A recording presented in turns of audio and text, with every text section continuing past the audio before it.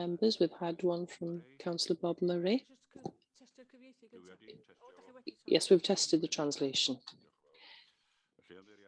So apologies from Councillor Bob Murray, Peter Prendergast. Anybody else? Graham Boas, but Tony Ward is standing in. Welcome to you, Tony. Declarations of interest? Nobody. Urgent matters is agreed by the chair. I haven't had anything. And so we'll move on to the minutes of the last meeting. And we'll go through them for accuracy to begin with. Page 3. Page 4. Page 5. 6. 7. 8. 9. 10. 11. 12. And the final page 13. Can anyone propose that they're correct? Thank you, Peter, and seconded by who? Right, matters arising. Page 4. Delivery of Denbighshire Housing and Homelessness Strategy. It goes on to page 5. And page 6, Library Service Standards and Performance. This was a very good report. Page 7. Then the last item, which took a long time, reduction of single. That was in front of Cabinet last night, yesterday. No, Tuesday. I do apologise. Oedd hi'n braf cael disgyblion ysgol Dinas Bran hefo ni yn doedd yn trafod y defnydd o blastig un tro. Ac ro'n nhw'n gofyn cwestiynau dwys a chall iawn. Felly, da ni'n cael ymlaen. Interpretation seems to have gone there, and Chair. There was sorry. Nothing. Yes, I'm not getting any interpretation. No. Sorry, yeah. Sorry, I thought I'd unmuted. No, the council chair said that it was good to welcome the pupils from Ysgol Dinas Bran to the meeting, and they asked sensible questions. I'm sorry, it was me that I thought I'd unmuted, but I hadn't. Can you hear us now? Diolch yn fawr iawn. Okay. Felly, mi gafwyd trafodaeth hirfaeth. Yes, we had a lengthy discussion on this matter, and you'll see that the proposals before Cabinet this week, and they've gone through. We come to page 12, Scrutiny Work Programme, along with the feedback from committee representatives on page 13. That's it. I don't think there are any matters arising there, unless you've got anything, Rhiann. No, there is additional information that you requested. That has been circulated to you at the beginning of the week in that document regarding caravans and I can't remember what the other one was. Oh yes, the use of bed and breakfast accommodation. It's all in that document for information to you.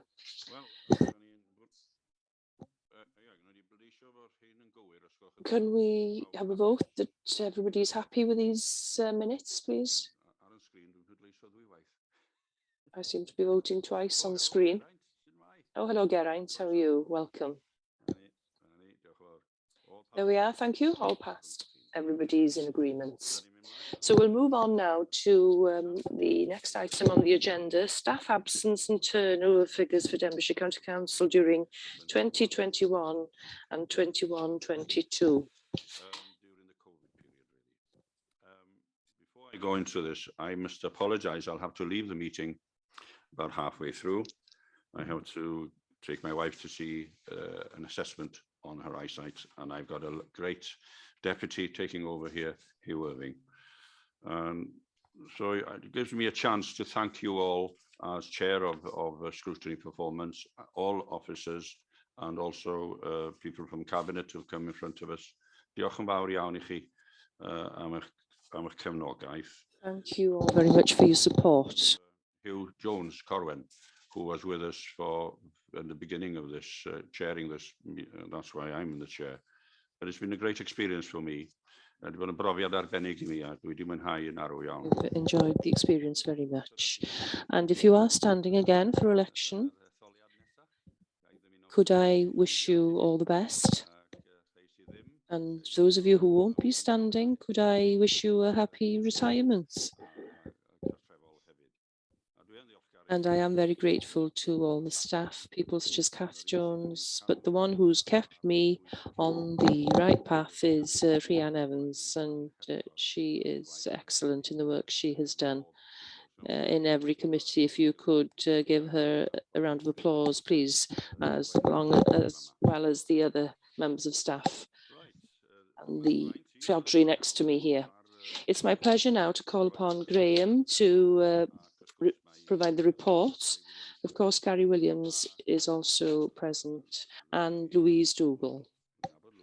I know Louise now. I'm assuming, Chair, when you introduced Graham, you meant me, because I'm the one that's introducing it. Yeah, sorry, Gary and Julian, over to you. Sorry, Julian. Thank you very much, Chair. I've been called worse, so don't worry. Yes, this is quite a wide-ranging report, and it covers a number of related areas. So I'm just going to give you some of the broad brushstrokes as an introduction. But as you say, I'm more than ably supported by Louise and Gary, who will be taking you through some of the detail. The report really is in almost 3 sections. So the first one deals with staff absence, and the detail is broken down in Appendix 1 in terms of a lot of the data. And I'm not going to go into that myself. I'm sure that we can pick that up later.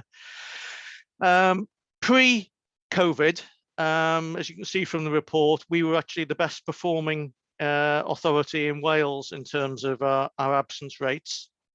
In the first year of the pandemic, 2021, for understandable reasons, everybody was, most people were working from home and socially distancing. It actually reduced again in terms of that. We've seen in 21-22 an increase, which again is probably not that unanticipated, and we would anticipate a figure probably by the end of this year, somewhere in the region of an average of 9 days absence. There is still some consistency in terms of the reasons for absence. The 3 largest areas of reason for absence pre-COVID are still the same ones. Those are musculoskeletal, depression and anxiety, and personal stress. But of course, over the last couple of years, COVID has come in as a new reason for absence. The table in section 4.15 breaks down by service area, and again, there's nothing particularly that I'm sure that any of you would have found as unanticipated in that. The frontline services, community support services, education, highways, planning, etc., are the ones that have the highest rates of absence. So if I turn to staff turnover, which was the second area you wanted us to cover, again, the table in section 4.7 shows that in terms of our turnover figures in comparison with other local authorities in Wales, again, we are below the Welsh average, and we continue to maintain that level of below that the Welsh average. However, there are some pockets that we're clearly aware of where there have been some significant issues. There's some areas, Tony's sitting here today in Tony's service, where we do have quite a high churn, and also turning on to the next section, have difficulty recruiting to. Similarly in an Emlyn service, and of course we know the situation in terms of social care as well. Over the last 2 years, the sort of two main areas of leavers, I suppose you could say. The largest group are those on grade 4 and below, and the predominant reason for leaving in that category are for personal reasons, which you probably expect. And also in the grade 10 and above, where people perhaps have reevaluated where their position is and are looking more towards retirement. So that probably moves us on to the third plank in the report, which is in terms of recruitment and retention, and also the corporate workforce plan I'd like to just mention as well. Appendix 2 to your report is the draft corporate workplace plan. This has been brought together. Each of the individual service areas have created their own service workforce plan, and those have all been correlated together into one draft corporate plan. And following on from that, a delivery plan has been developed, which is also contained in your packs in Appendix 3.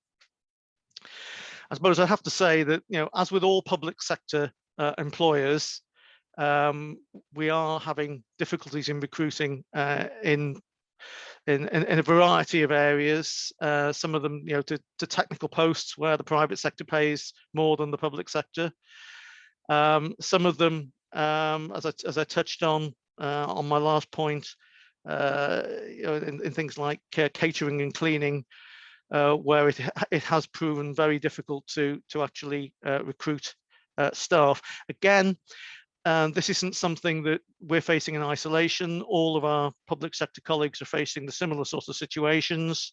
And in fact, although in different areas, the private sector is also facing issues, particularly in things like we've seen in the press about hospitality. Of course, all in the pandemic, everybody was going on about, got to keep the hospitality, and now everything's reopened. They can't actually get staff.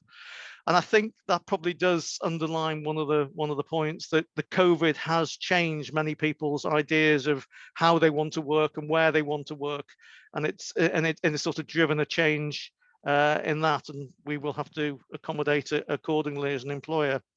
So I suppose just to summarise in my wrap up before I hand over to Louise and Gary, I think over the last 2 years the workforce have proven, absolutely excellent. They've been resilient under the worst possible sets of circumstance that certainly anybody's faced in living memory in local government probably. The services have continued to deliver, even though we've had people deployed for large parts of time in different areas totally to support other areas. There hasn't been any significant impact in terms of service delivery. Yes, there are pockets which are experiencing some real challenges.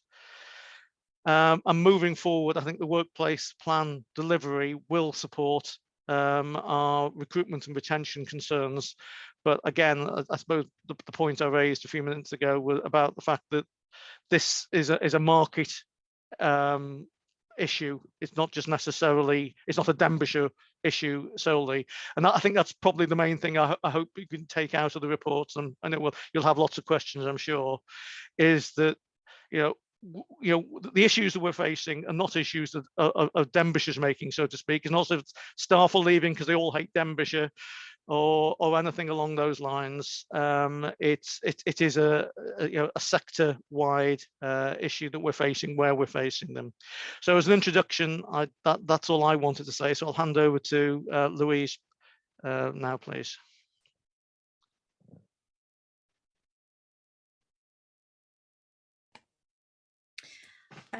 Okay, I don't think I've got anything further to add there. You've covered all the main points I was going to cover. Quite happy to take any questions from anybody. Gary, the future, did you Beth? Gary, do you want to say anything? Yes, thank you, Chair. Yes, just really echo the fact that, as ever, Julian's given an excellent introduction and covered all of the main aspects of the report.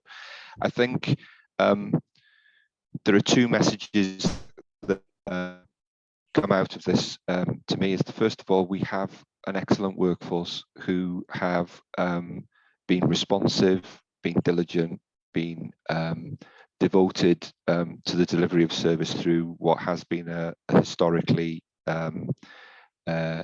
challenging time for us in terms of the pandemic.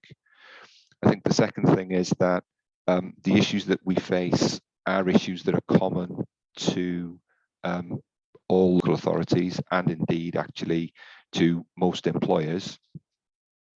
I think in terms of absence, as Julian said, we were the lowest absence rate in Welsh local authorities pre-pandemic. And you can see from the table at paragraph 4.2 that we've consistently performed below the Welsh average. The dip in 2020-21 to even lower figures was not just us. Everybody had lower figures, and that's predominantly because social distancing, people being restricted in their movements and their contacts, meant it wasn't just COVID that they weren't catching anything else either that they would usually catch from other people. And as well, you know, if you were feeling under the weather, etc., working from home, you were probably still able to work because you weren't bringing something in that you were going to give to your colleagues or pass through the workforce. In terms of the increase that we're experiencing now, again, anecdotally, we understand that that's an increase that everybody, certainly regionally, is experiencing. There are a number of factors to that. We've got the fact that now that people are mixing again, they are picking up the sorts of common infections that human beings transmit between each other because there's just more contact. The other thing that we have to remember as well is, which is partly an explanation for the dip in numbers in 2020-21 and the increase now, is that lots of elective pre-planned treatments in hospitals were delayed due to the pandemic for obviously understandable reasons. So people who would have been absent due to pre-planned ops or treatments, etc., weren't. But the NHS is obviously working through that backlog now, so there will be an increase in people who will be absent due to things that have been delayed during the pandemic. We continue to work with our sickness absence management policy, and clearly now that we're returning to sort of a more normal state, then we would expect that whilst those numbers may go up for a couple of years due to the reasons that we've just explained, that we will be able to manage that and that it will start on a downward trend again. In terms of turnover, I think the first thing to say about turnover is that turnover is not always a bad thing in and of itself. We do need, any organisation needs some degree of turnover or churn, otherwise things become very stale, things become very samey. You don't want the same people doing the same thing in the same way for year after year after year, or you never see any change or any improvement.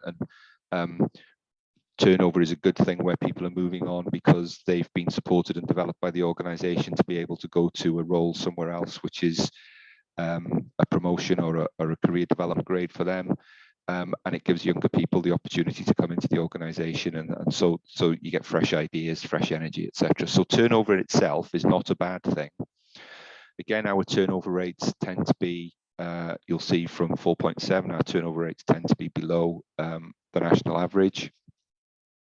We do have pockets that Julian identified, and where turnover is a bad thing is where you have difficulty recruiting to replace the people who have left. And we're finding that in, as it says there, grades 4 and below, and certain pockets such as catering and cleaning where it's difficult to recruit. We also find actually in some of the higher graded posts and some of the professional areas that the marketplace for those specialisms has changed. And there are opportunities now for people to access jobs in other areas which they would not necessarily up sticks and move home to do.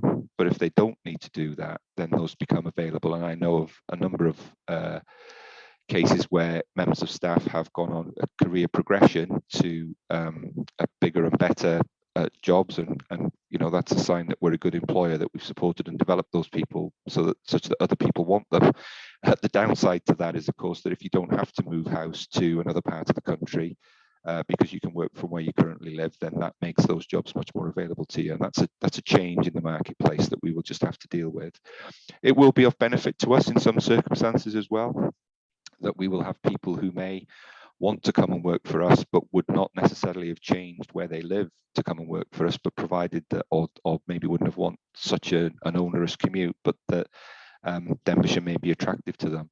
So we do know where the problems are, we do know where the difficulties are, and there is a plan of how we're going to tackle that. But in the short term, there are some pockets of difficulty in terms of recruitment and retention.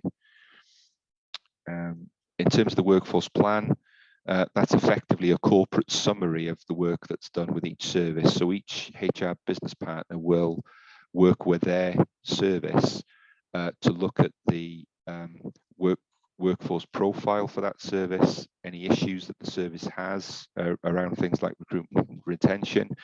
And then what the corporate workforce plan does, it tries to bring that all together to give an overview, and then to create an action plan of the things that we think we need to do in order to continue to develop the workforce, in order also to deal with those recruitment and retention difficulties.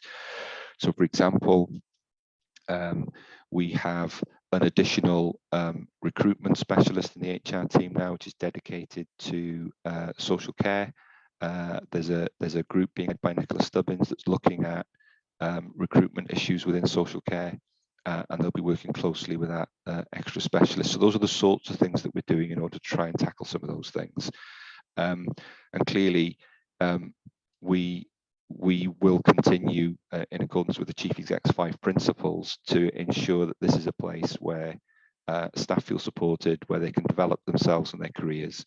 And, you know, if I can point to 3 or 4 people who've left our service in the last couple of years, and they've gone on to jobs with other organisations, which they wouldn't have been able to do if it hadn't been for the fact that this authority had supported and helped develop them. So, you know, people leaving is not always a bad thing. But as I said, Julian gave a comprehensive introduction. We're happy to answer any questions. As you will have realised already, Louise is the brains of the operation. I'm just the front man.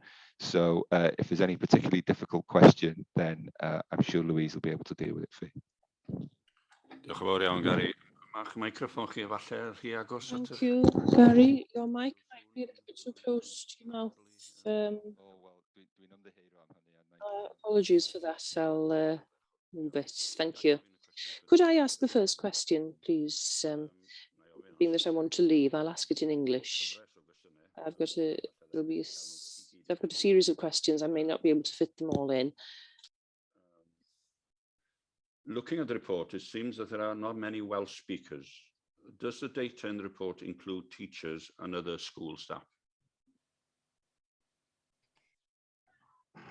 Okay, looking at the data in the report, there's 2 sets of data there. So we've given the overall data for Denbighshire, which includes our schools. So that's the 4.4% of employees can speak Welsh at a level 5, so it's a high level. So that's the whole of Denbighshire, including our schools. But then further below, we've given the details of, we've got just under, if we exclude our schools now, we've just got under 20% of employees that class themselves as Welsh speaking to level 3. Bearing in mind as well, from this data, we've got around about 17% of staff that haven't provided us with this information yet, because we do go out and trying to collect the data. So that's where we're up to in terms of our stand of our levels. We are working with the Welsh language strategy to increase all our staffing levels. We want to get all staff within Denbighshire, every staff within Denbighshire, up to the the basic level 1.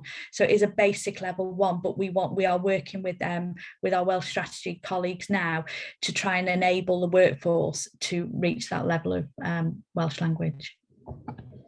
Diolch yn fawr. I'm looking at the screen and I'll go from left to right. So Peter first, then Geraint, and then Ellie. Over to you, Peter. Thank you, Chair, and thanks very much for the reports. It's very pleasing to see that we are well below the Welsh average with our absence and sicknesses and everything. Looking at the table on 4.5, 4 down. Although I'm looking at services, that's coming down rather than going up. Bouncing along. Thank you. I'll turn my thing off, Chair. Thank you. Yeah, I'm back in. Yeah, very pleasing to see the report that we're well below average in against everything in Wales. And looking at the report on the table on 4.5, there's 4 services up and 4 down, although, as I said, looks like highways, facilities and environments. And my chart is actually coming down as 6.95 is below 9.97. There you go. I had one question highlight is depression and anxiety is a problem. Is there any actions being done to improve depression and anxiety within Denbighshire? That's the only question I have, Chair. Thank you. Louise. Yeah, just to highlight the data in the chart you just referred to gives us the current data up until the end of December. That was the stats up until December, so we've still got 3 stats to go in that. Can you all hear me? Because everybody's just left my screen. Oh, you cracked up a bit there. Did I? Sorry, you all disappeared then. Yeah, I can hear you now, but you did break up. Sorry about that. You all disappeared. See you black. Okay, so the data in that chart, obviously we haven't got the data yet until the end of December, until the end of March. So this data was just up until the end of December. So as you can see, we've still got 3 months worth of data to go in there. So we are expecting it to rise, to increase. In terms of staff, increase in staff with anxiety and depression, the main increase in our sickness absences has been our frontline services. So that's the biggest area we've seen the increase. We have been doing a lot of support with staff because people have been worried about coming into work, some of the frontline services. So this is one we think we've seen an increase in this area. We've had to provide a lot of support, try and provide alternative solutions and things for people. So whereas it has increased, we are managing, supporting, ensuring that, you know, the managers are supporting all absences and making sure where people are experiencing anxiety and depression that we're doing everything we can to support them. Thank you, Chair. Thank you, Louise. Right. Geraint.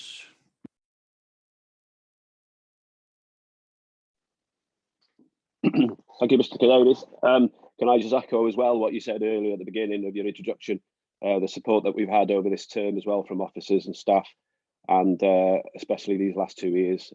Obviously, it's been a very difficult time, and hopefully we're slowly coming out of it. My question is, only because I've recently gone through this myself, is that obviously Denbighshire offer a phased retirement where you can access your pensions.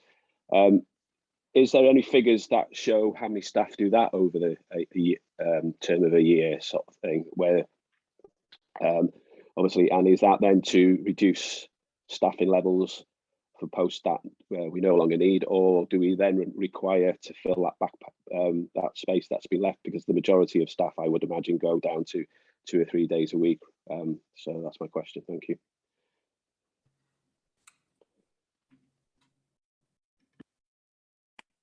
We do have flexible retirement, and I haven't got the figures in front of me today, but we do have a lot of people that access that. So it's great for for staff that are looking to retire to have a phased retirement into it.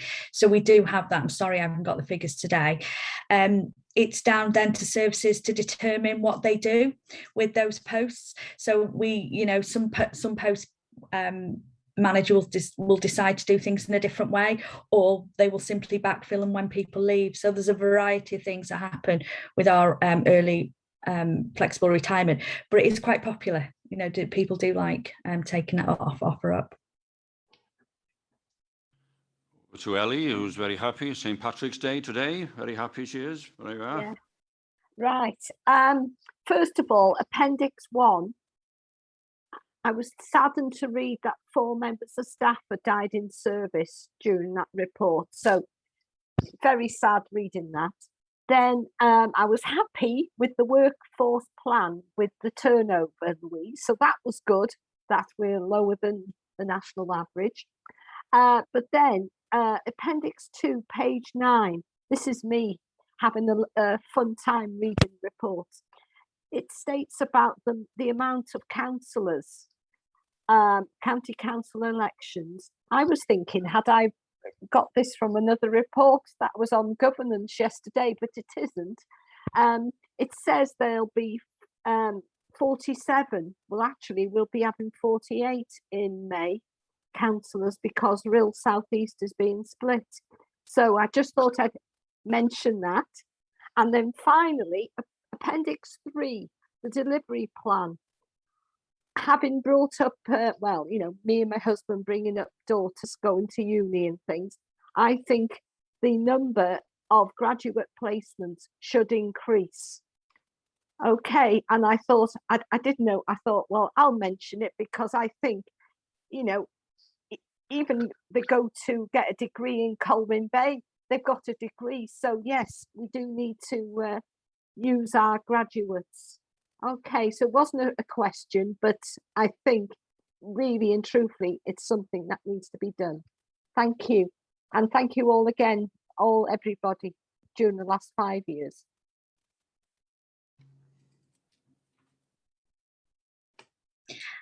Councillor Chad, I did, sorry, I know it's 48. It was taken from an earlier document and I forgot to update this document. Really apologies for that. Right, I got a question here now. I thought of this one. Social services is known as the Cinderella service in many counties, including ours. Is this, because of the pandemic, been a serious problem for this particular service?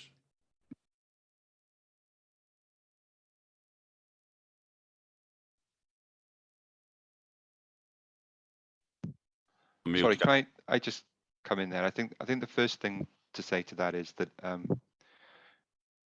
we absolutely don't regard social services as a Cinderella service. If anything, the last 2 years has shown us just how important that service is. And in terms of the difficulties that social care is encountering with recruitment and retention, as I said, we've got now a dedicated resource working to tackle the issues around recruitment and retention with that service. You know, it remains a hugely important service. It's one of the biggest spending areas for the council. It's the service that touches so many people's lives and their families. So it's certainly not regarded as a Cinderella service, and I hope nobody would think that it was regarded as a Cinderella service in Denbighshire. In terms of the details around the work that's being done, Louise may be able to add more, but as I said, there's a working group headed up by Nicola Stubbins that's looking at the recruitment and retention difficulties specifically within social care. And when we recruited, because our recruitment specialist left to take up another role, we were recruiting for that vacancy, and we recruited 2 people instead of 1, so that we could have 1 person who was absolutely dedicated to recruitment and retention within social care. So that's how important, you know, we see it, that it needs a dedicated resource to try and ensure that we're able to provide the support the service needs in terms of recruiting and retaining its staff. And clearly there are national issues, lots of activity around Welsh Government initiatives and proposals in respect of social care. So clearly we'll be keeping an eye on that. Louise may want to add more, but I just thought I'd chip in. You do want to come in, Louise? No, just to back up what Gary said, really, we've actually highlighted the importance of this service, and we've got a programme of work set up, and we've recruited additional resource just to focus solely on this area.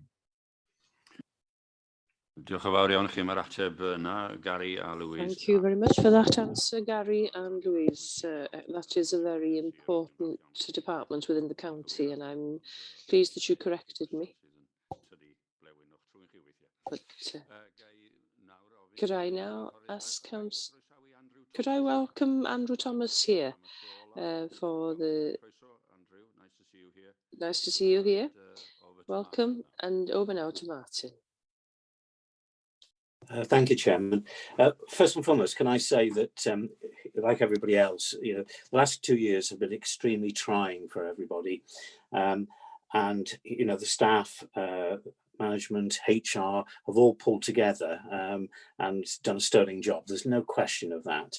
And I think the other thing too is that this is an excellent report, and I congratulate the officers for bringing these statistics forward. It's good for councillors to understand, the figures. I think sometimes there's a perception of high turnover, and that may be because we've seen a number of senior staff leaving the organisation for various reasons, and this helps to clarify the position for us all as councillors.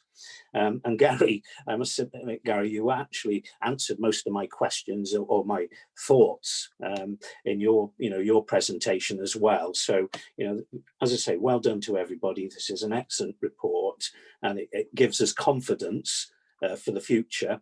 We've no doubt that there are still some challenges on the way, and it's filling those vacancies. And right, as you rightly say, we're not the only ones in this position.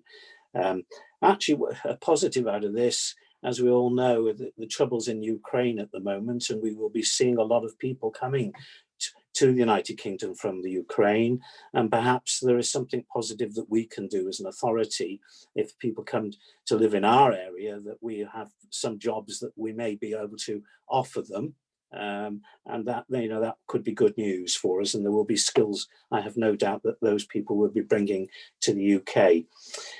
Just one slight question, and it's not a big issue, but in your reports, I found sometimes that certainly the issues around the types of illnesses, they seem to disappear up and down the columns, and it would have been great if they were all in the same category, on the same lines, and also perhaps by putting things like all the stress and those sort of issues in a grouping, so that we could have an overall picture, because there's a number of types of depression and stress and illnesses and things like that. That would have been good to see them all together. The only other question really is that here we have a report about absences, and the one item that I can't see on there is maternity leave or parental leave. It just as a matter of interest, when you're looking at staffing and when you're looking at the need to bring staff in to cover for maternity leave, etc., it would be good to have those perhaps in the column somewhere in that report, just to give us a flavour of how many staff we do have on maternity leave and also paternity leave. Not being sexist, we're all allowed to take that time off these days, although I'm not planning on anything at the moment, I hasten to add, in that area. But it would be good to have those to understand, especially as we have a high percentage of female employees, and of course, that could impact on, again, our staffing levels. So that's it, my only comments really, and an observation that perhaps we could add those figures in next time round. But thanks to everybody. You want to come back, Louise or Gary?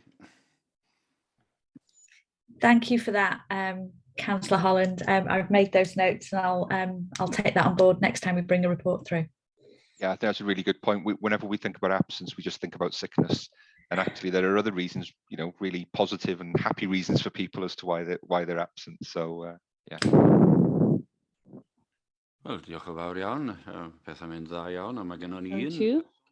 Things are going well, and we've got one person outside the committee, one of the most experienced we have, representing Denby Central. We're welcome to Councillor Gwyneth Kensler. A question from you now, please. Thank you. Very kind.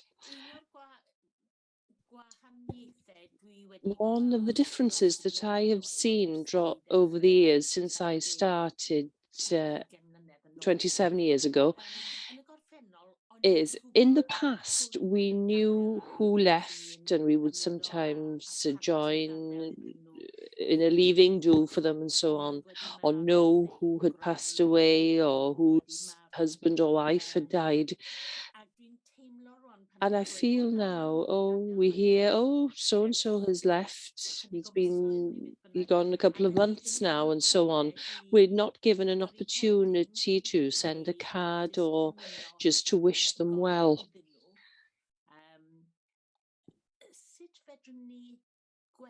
How can we improve the relationship between councillors and staff?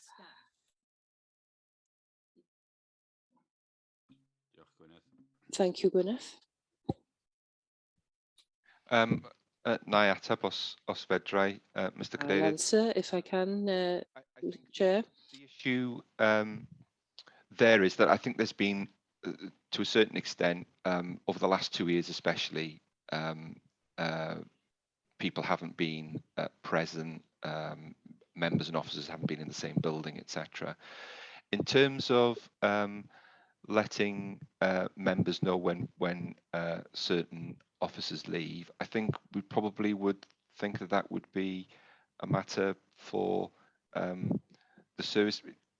It would be difficult for us to send something round every time somebody left, and clearly when people pass away or they're seriously ill, there are data protection issues in respect of what we're allowed to share and what we should share in respect of that.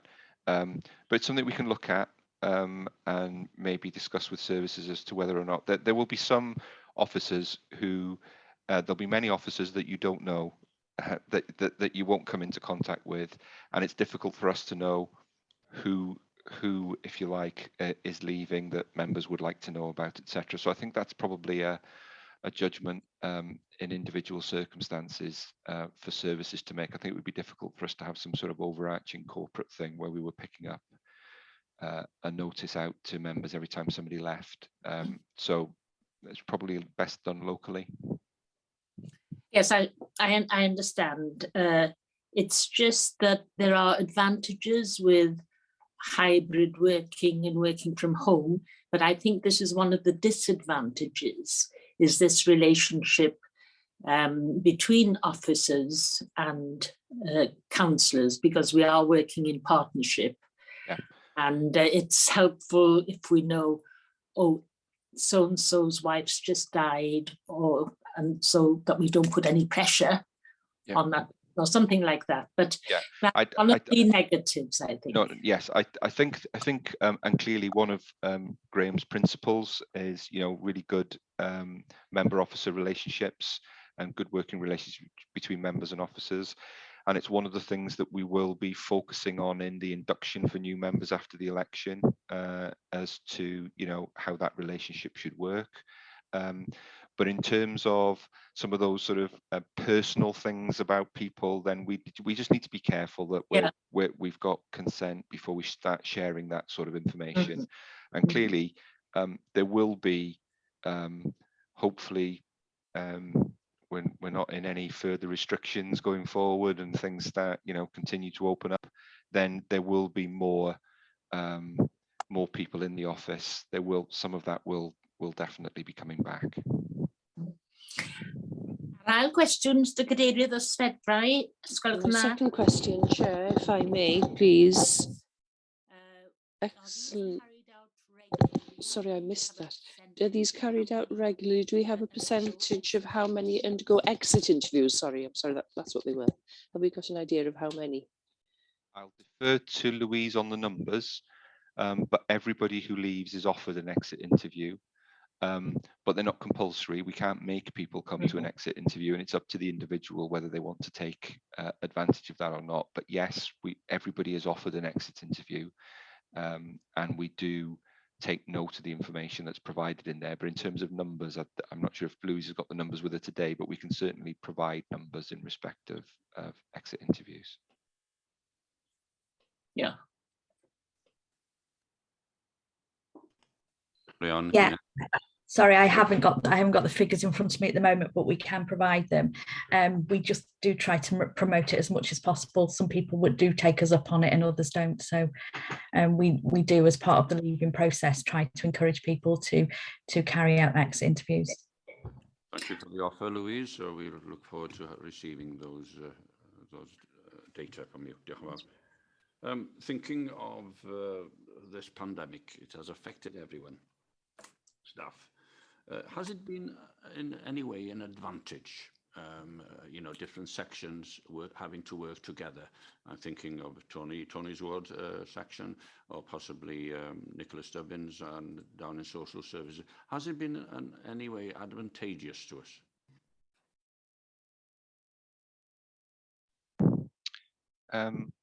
If I may, I think broadly the pandemic's not been an advantage, but certainly we have moved on in the way that we work and are being able to take advantage of some of the technological and other advances probably much more quickly than we would otherwise have done. If we think just about things like remote attendance, about business travel, carbon reduction, there are things that we were probably already on the way to as a country and as a sector.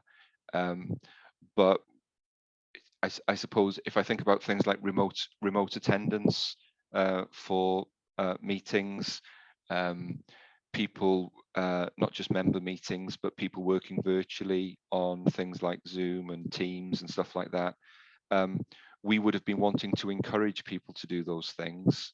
I know Welsh Government was encouraging council to move along that way. And if I'm honest, I think pre-pandemic, people were always looking at, well, what are the difficulties? What are the obstacles? Whereas we had to do it, didn't we? There was no other way of conducting our business. And so we've probably moved on a number of years in the 2-year period that we've been working in this way. We've probably got the technology working much more quickly than we would have done if we'd been just sort of not having to do it, but just wanting to do it. So there are advantages. I think for staff, there will be people who don't like working from home, and there will be people who love it, and there will be people who want a happy mix and a happy balance. And what we want to get to is that happy balance where people are working in a way that's as flexible as possible for them, but also meets the needs of the business. In many ways, anecdotally, I talk to people who feel that they're more productive working in this way because they have less distraction, but they miss the social interaction with their colleagues. And what we need to get back to is that happy blend. But in terms of things like people spending time traveling between Ruthin and Denby and Rhyl, if I just think of my own experience, I might have a meeting in Ruthin in the morning, I may need to be in Rhyl in the afternoon. Well, the time I'm in the car is dead time in terms of productivity. I mean, okay, I get to listen to the radio on my way between meetings, but I'm not actually necessarily doing anything. Whereas I think we probably pack much more into a day than we used to. So there are advantages. The downsides are that we just need to be careful that we're managing people's well-being. And what you want to make sure is that people are working from home in a way that suits them, suits the job, is something that's positive in terms of the outcomes. We don't want people to feel that they're living at work. So I think in terms of the advances we've made in being able to work virtually, I think those have been very positive. I think we do miss something with some of the face-to-face activity that people need in terms of team building and team morale, etc., and that sort of thing. And there's been lots of innovative things that people have been doing to try and replicate that virtually with sort of drop-in times in their diary where teams will get together for a short period just to have that little bit of social intercourse that they would have had in the office whilst they were making a cup of tea or moving from one place to the other, which is important. You know, it builds relationships and it helps the day move along. So there are some positives, but what we need to do is to make sure that as we move forward, we harness the positives from it and make sure that we give people the opportunity to work in a way that suits them and suits the role. Gary, Tony Ward is still mewn yma, dwi'n meddwl. Do you want to come in, Tony? Thank you. I think Tony Ward wants to come in here. Do you want to come in now? Yeah, thanks, Arwell. I mean, I'd lowered my hand just at the last minute because Gary literally just said exactly what I was going to say. But I think it's about, you know, the strides that we've had to make in terms of flexible working over the last couple of years, because it was forced upon us, could be looked at ultimately as an advantage, I think, when we look back at this, because it would have taken us a number of years to have made the changes that we've had to make over a very short period of time. I think the trouble is that we've probably gone beyond where we would have liked to have ultimately ended up. So now it's a matter of reining things back a little bit and finding that right balance, as Gary said. But yeah, we have to look at it as a positive, because it would have taken us a very long time to have made those changes. You know, in terms of productivity, you know, I probably used to drive to Llandrindod Wells once a month before the pandemic, and Gary's the same. Lots of us did it, despite our protests. You know, there was a general view that, you know, those meetings wouldn't work online, so everybody had to go and attend in person those national meetings. Well, it soon became clear that actually they work very well, and you know, we will never go back to that situation where we're driving to Llandrindod Wells or Builth Wells every month to have a 2-hour meeting and then drive back again. It seems crazy now, thinking back to how we used to work. So you know, those benefits we will retain, and I think that has to be seen as a positive. Diolch yn fawr. Can I ask your patience with me now, because I'm going to ask Hugh Irving to take over, but I have to take my machine home with me. Diolch yn fawr iawn I chi gyd am eich cydweithrediad. Thank you all very much for your cooperation, and we hope to see each other again, either in council or outside. Could I thank all the people who have worked on this committee with me? My wife will now be looking forward to see me take her to see the eye specialist. Thank you very much. Thank you.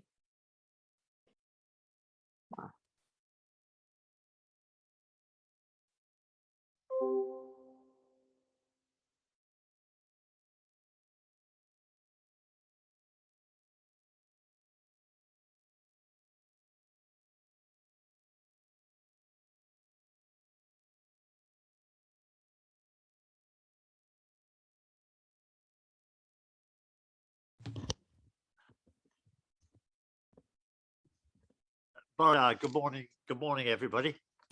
Sorry, just trying to get back into the drift.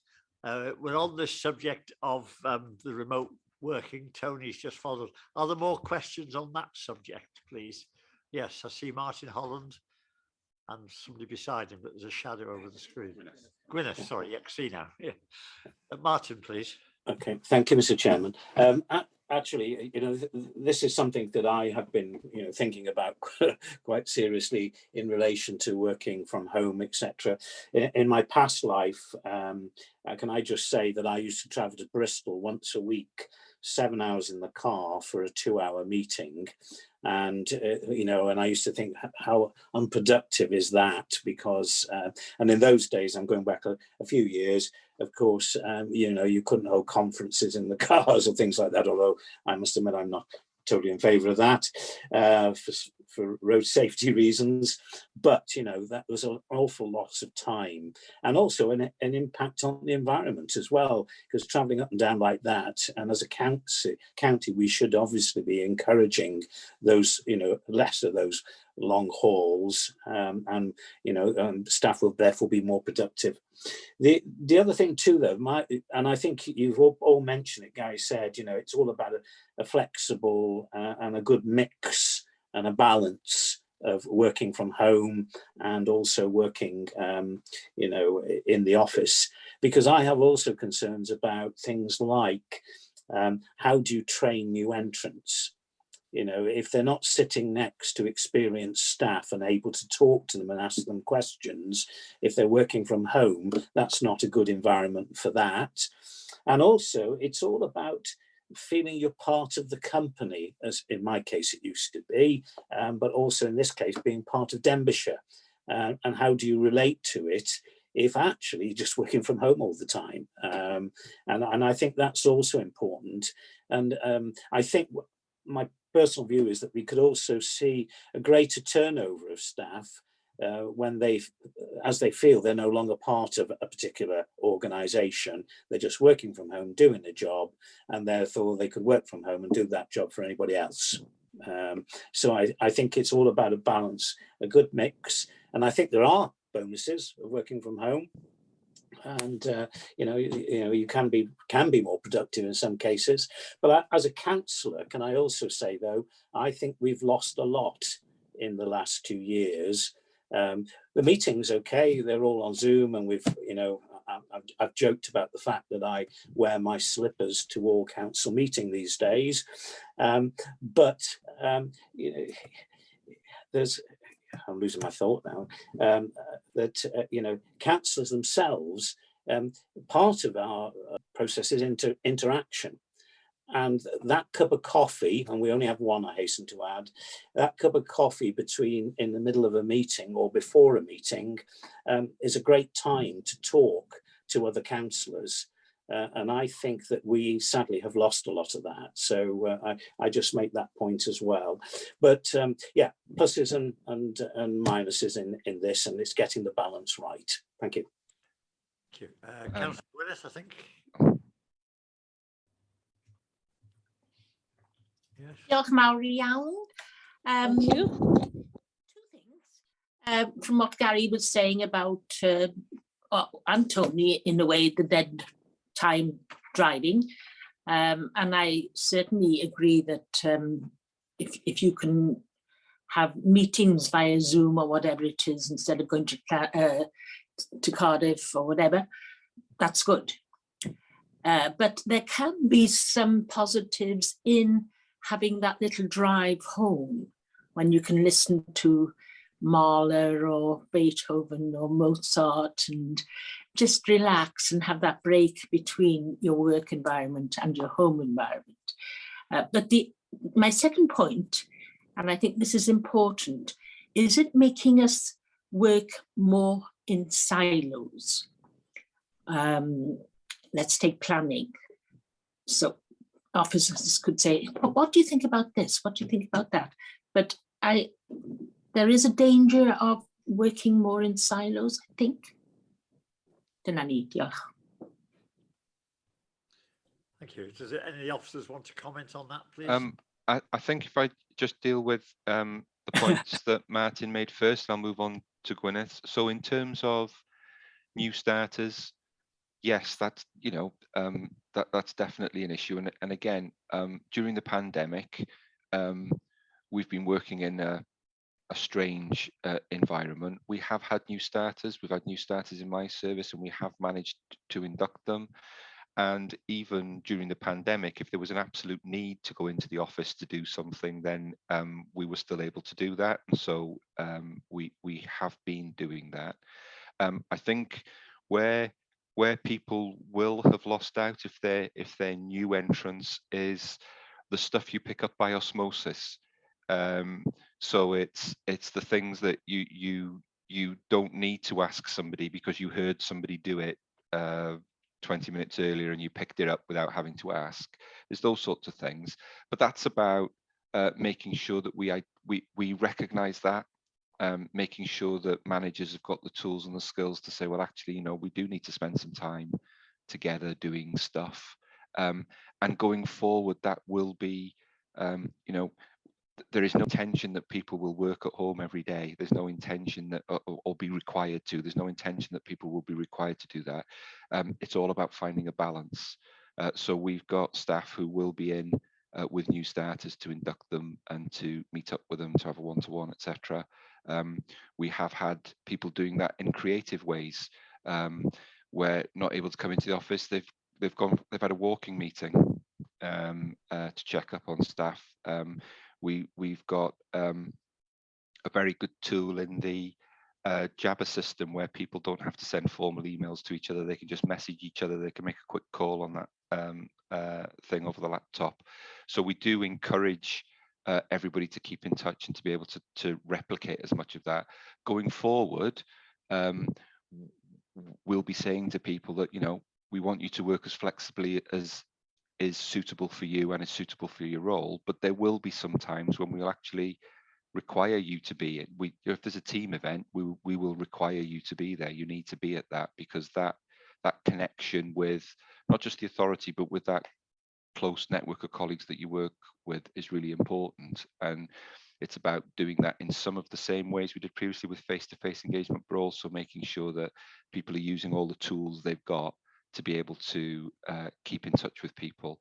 And we've had services who've been having keep in touch time during the day so that people can just drop in on a virtual meeting and have a chat with somebody and a cup of tea. Just anecdotally, nothing to do with the council, but my son works for a company where they always used to go for a drink on a Friday after work. Well, they replicated that. They would have a Zoom catch up and everybody would have a drink at the table and they just have a chat. It's that sort of thing that people need to be continuing to do, and hopefully we'll be able to do more of that face-to-face, that team building stuff as we go forward.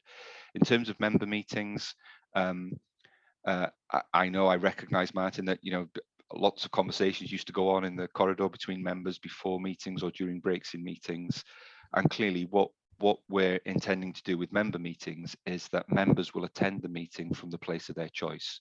So if you choose to come in, then you can come into the meeting.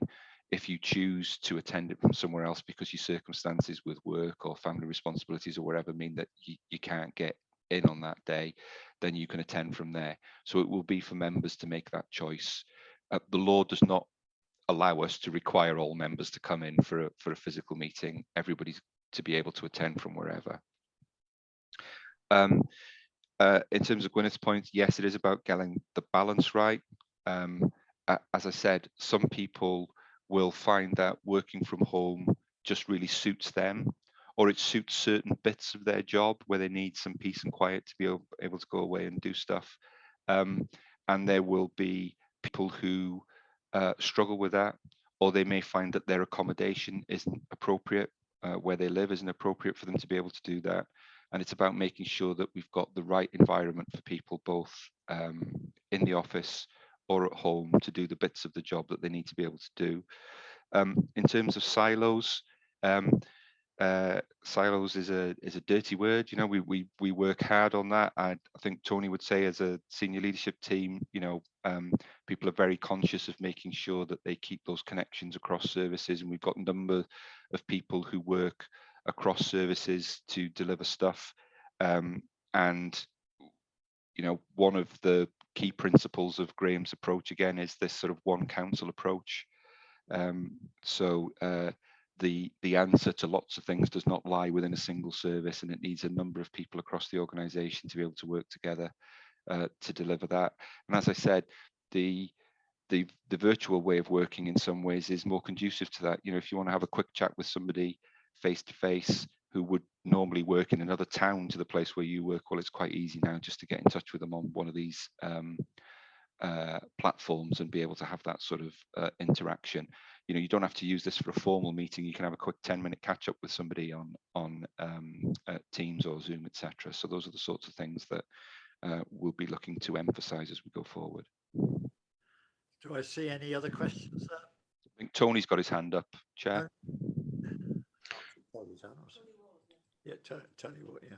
Yeah, so Chair, once again, I've realised that Gary's basically said exactly what I was going to say. But I think, just so that I genuinely do think that actually the way that we're working currently and the way we'll work in future may actually prevent silo working rather than lead to it. As Gary said, beforehand, unless you were actually physically working in the same building with somebody, you wouldn't really see them or speak to them.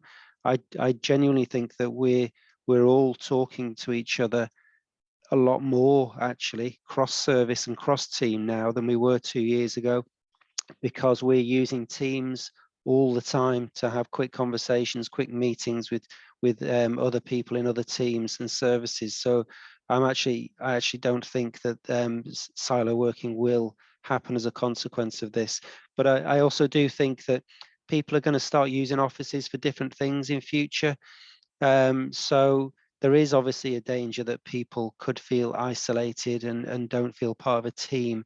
And I think, some people will choose to come into an office just to do emails or write reports all day because they're more comfortable being in an office, or it's more conducive for them. Other people will be more productive at home. And if they've got that kind of work to do, will choose to do it from home. But I think what teams will do, and this will be on a team basis, and it will evolve over time. But I believe that teams will start to work differently, and what they'll probably do is actually agree, well, on 1 day a week or 2 days a week, we might all come into the office, and therefore we can all do things together. And it won't be that they're just going to come in for the sake of it and sit down and read emails and write reports. They might be doing something very different, working together creatively, team building, problem solving, that kind of thing. So we might end up in a when we come to an office for very different purposes. So again, I think we have to look at it as a positive, and we need to make sure that we build on those opportunities, and that people do feel part of a team. I do think we can achieve it. On the Java system, I suppose, or whatever system you have, I presume it's monitoring people's work activity, is it? Does that make sense? That we know people are and what they're doing and when they're doing it. No, Jabber is a communication system. So effectively, it means that people can send each other messages, sort of an instant messenger. And it might be, are you free for a quick chat for 5 minutes? And someone will send you a thumbs up back, and then you can just ring them straight on the system, rather than having to try and phone somebody. It's actually better because you get less interruptions from, I don't know if Tony would agree with this, but whereas people used to phone me, now they'll send me a quick jabber to say, are you free for a phone call? And you can say, well, can you give me 10 minutes or yes, and you can phone them back straight away. So I think it probably manages those sort of interactions, but you can drop someone a quick message to ask them just to, I've just sent you an email, can you have a quick look at it? And the reason for that is that message pops up on their screen straight away. Whereas you might send them an email, they might be in a meeting, they might not be looking at their emails, but they'll get that quick message which will remind them to go and look at the thing you've asked them to look at. Or you might be, I'm giving away the tricks of the trade now, Hugh, but I might be in a meeting and a member might ask me a particularly difficult question, and I will be furiously jabbering away to people to give me the answer, and then I can look at least halfway competent by giving you the answer and pretending I thought of it myself. So that I shouldn't give away those tricks now. That's against the officer code. But that means of communication means that we've got a really good informal way of people being able to replicate a chat. So you can have a chat with someone as if you were over a cup of coffee whilst getting on with your work, because those messages just pop up and down on your screen. So that's what Jabber does. I think perhaps what I was also grasp is there somewhere in the mechanism of the management of all this process that tells line managers or team leaders or whatever where their team are and what they're doing and when they're doing it? Well, just on Jabber has a color coding system which will tell you whether someone's in a meeting, whether they're on a call, whether they're offline, whether they're available, whether they've got a do not disturb on because they're getting on with a particular piece of work. We are looking to increasingly equip managers with the skills they need to be able to manage people remotely, because it takes a slightly different approach to be able to do that.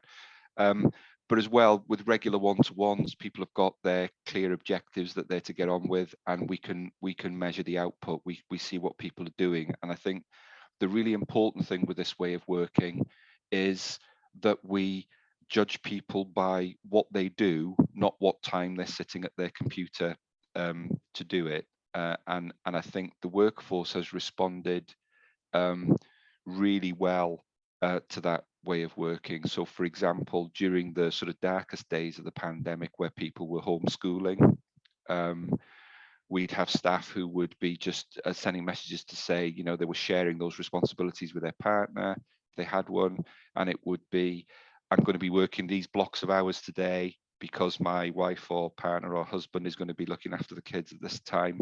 And then they'd be doing a couple of hours in the evening to make up for the hours that they hadn't done during the day.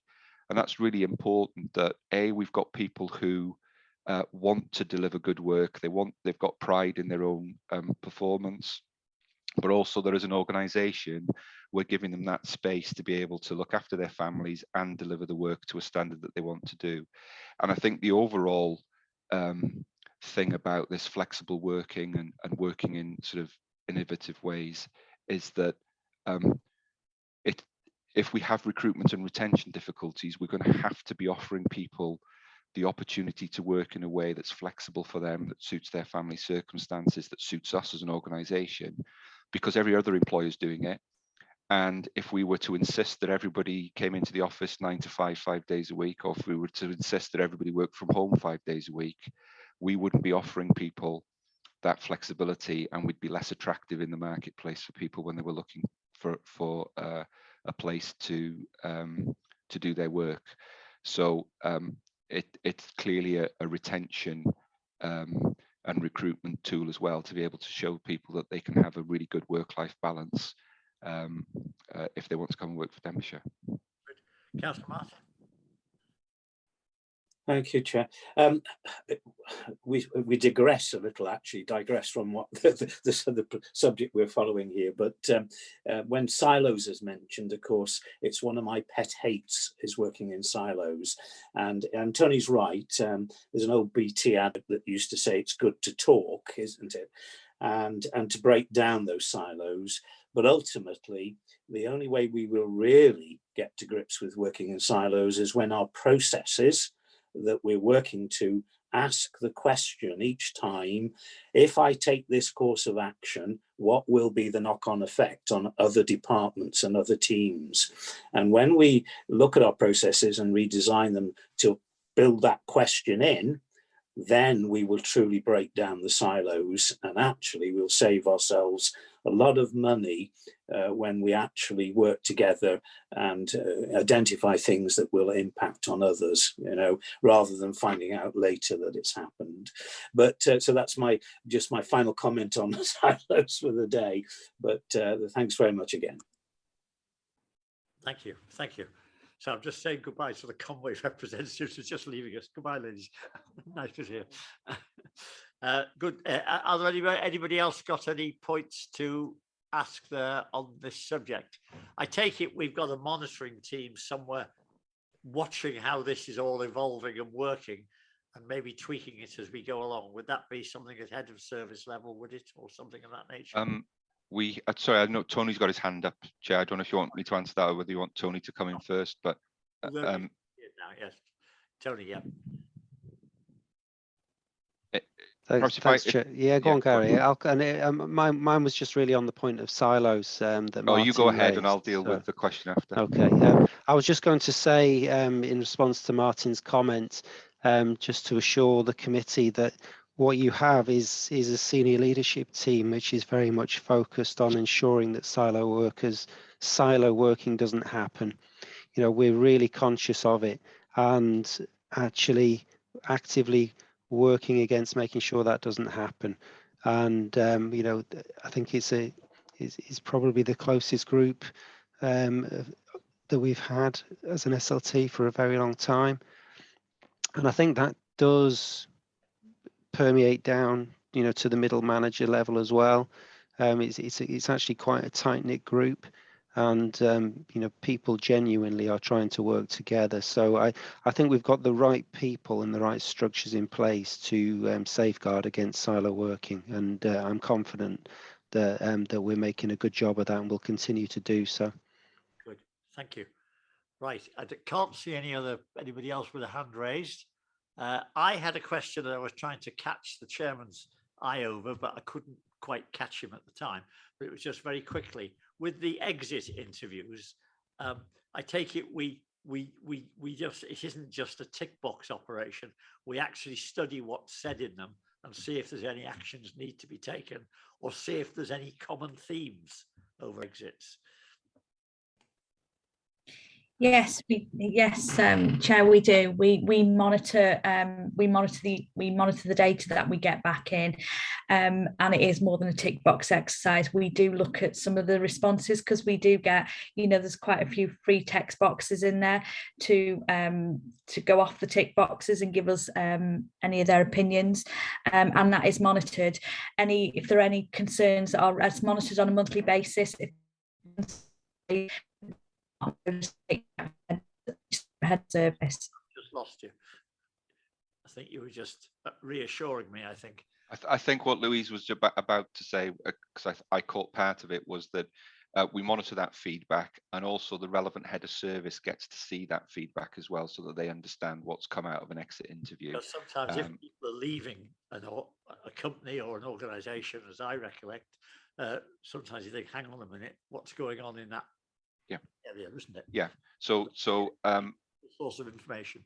Yeah. So I don't know if you picked all of it up, but what Louise was saying was that there's a form to record those exit interviews, and there are free text boxes where people can express their opinions or their views. Yeah. HR monitor that, and where those comments are made, then there is feedback given to the relevant head of service about the issues that may have been raised. And yes, somebody is keeping an eye on that to see if there are any themes, etc. Possibly like bullying that's not been picked up, or that sort of thing. Yeah. Which can result in resignations. Fine, thank you. I don't see any more questions, but please, anybody, if I've ignored you, can you please shout out? Silence. So I'm going to take you, I think, if anybody wants to correct me, to the recommendations, please. Somebody going to move the recommendations? I will. Yeah. Ellie, yeah, right. Yeah. We consider and discuss the absence and turnover along with associated documentation, and determine if any further monitoring of staff absence and turnover rates are required. Are you happy we've covered that aspect? Yeah. Yeah. So is that, and is that second? Mr. Chairman, I think perhaps, we haven't had a full year for this year, so it would be good at some stage, not soon, but perhaps, towards the end of this year again, or beginning of next year, that you look at these figures again, and also the recommendation that we include things like maternity leave and paternity leave figures in there as well. Thank you. Is this an annual report? I think I've seen this before.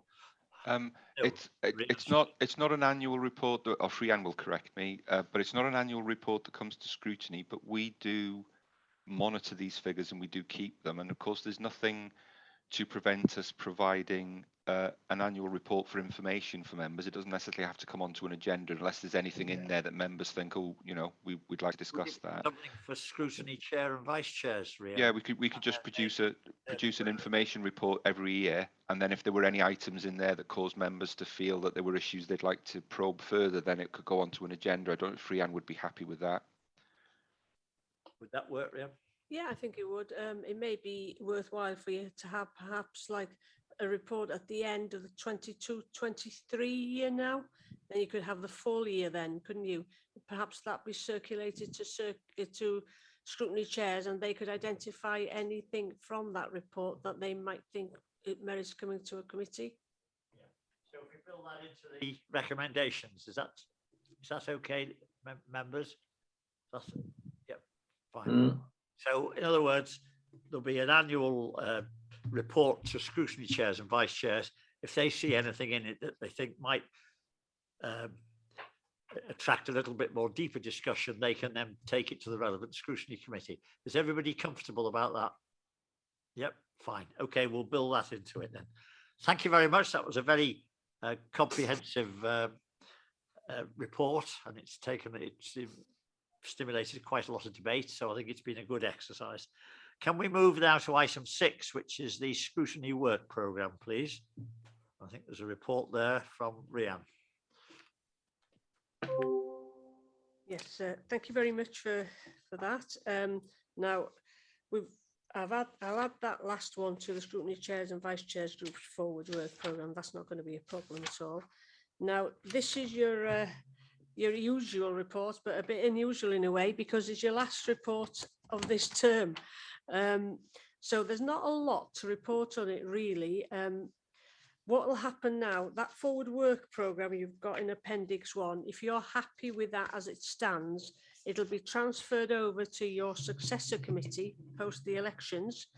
And then they'll go through it and determine if they're happy with what's on there, and if they need to move anything around or anything.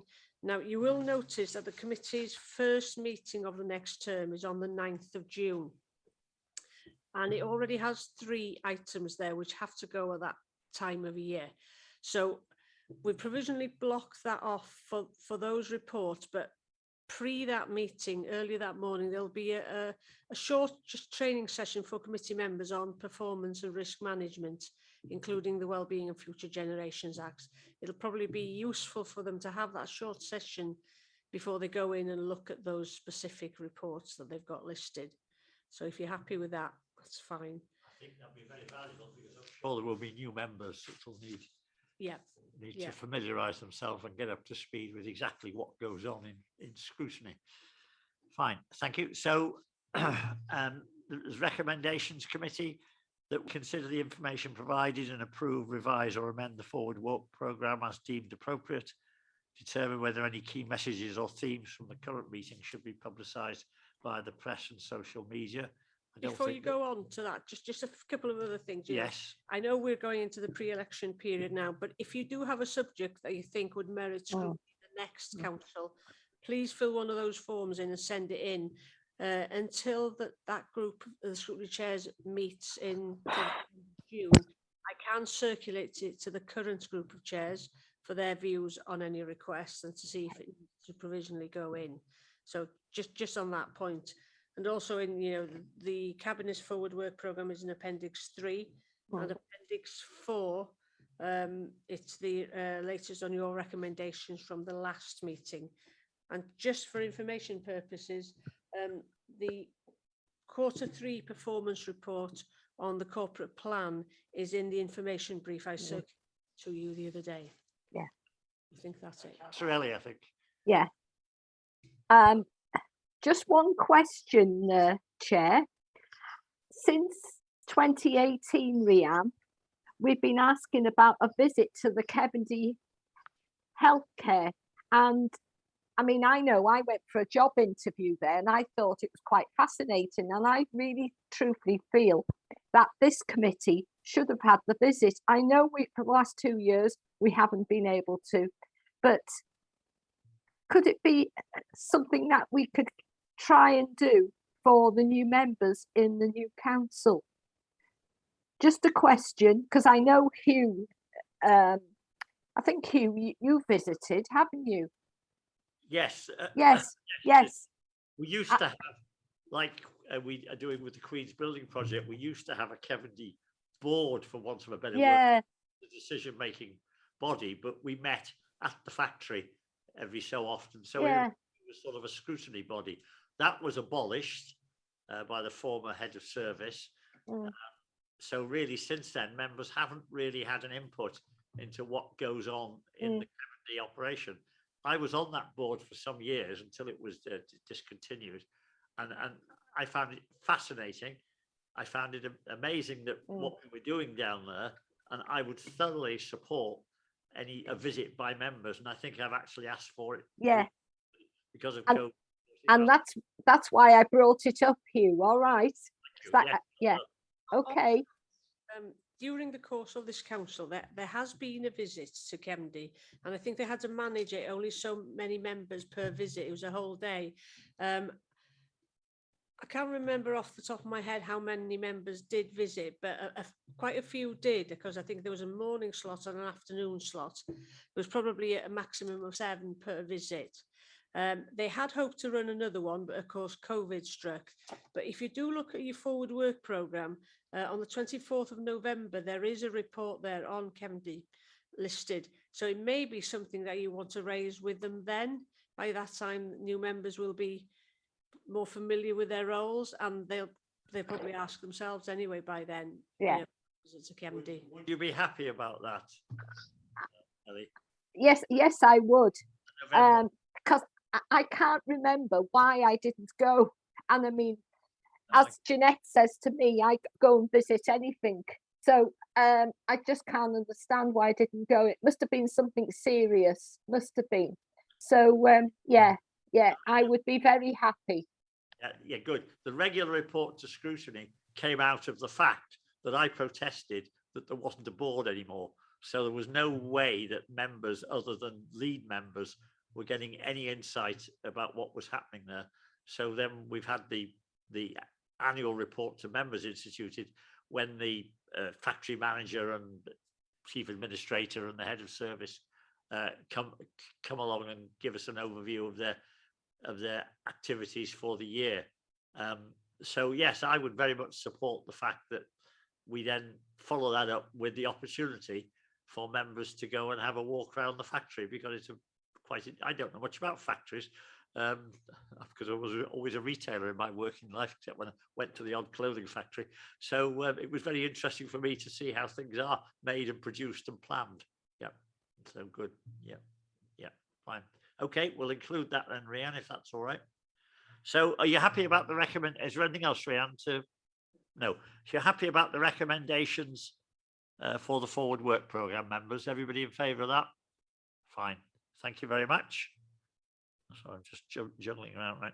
And so the final item on the agenda is there any feedback from committee representatives who sit representing performance scrutiny on the various council boards and groups? I'd just kick that off by saying I represent scrutiny. It's actually scrutiny chairs and vice chairs, I think, but I represent them on the Queen's Building Project Board. And I think we're meeting again this week, I think, aren't we, Rodri? I think, aren't we? Oh, no, it's not you, is it? Sorry, it's somebody else. I think we're meeting again this week, but the project proceeds, as you know, and I think the Cabinet have just approved the next phase of the project earlier this week. Are there any other reports that scrutiny members want to bring? Peter Scott? I'll turn my screen off again in case it go off. The report on the flood risk management and riparian land ownership the task and finish group went to community scrutiny on the 10th of I think it was March. I think that went down very well. It was a good job, a good task and finish group, and we hope we keep having annual meetings to keep that group going forward, Chair. Thank you. Good. Fine. No other reports. So I think if I've got everything right, thank you very much for your attendance, everybody. Thank you, officers. That will bring this meeting to a conclusion. So it's the last meeting of performance scrutiny in this 5-year term of the council. It's been a pleasure to be the vice chairman, though I was the acting chairman for quite a while, sadly, when Councillor Hugh was in hospital. And we'll look forward, hopefully, to those of us that wish to do so, meeting in the future. Thank you very much, everybody. Thank you. Thank you, Chair. Okay, see you all again, kids. Thank you, Chair. Thank you, officers. Bye. Thank you. Bye. Bye now. Thank you all.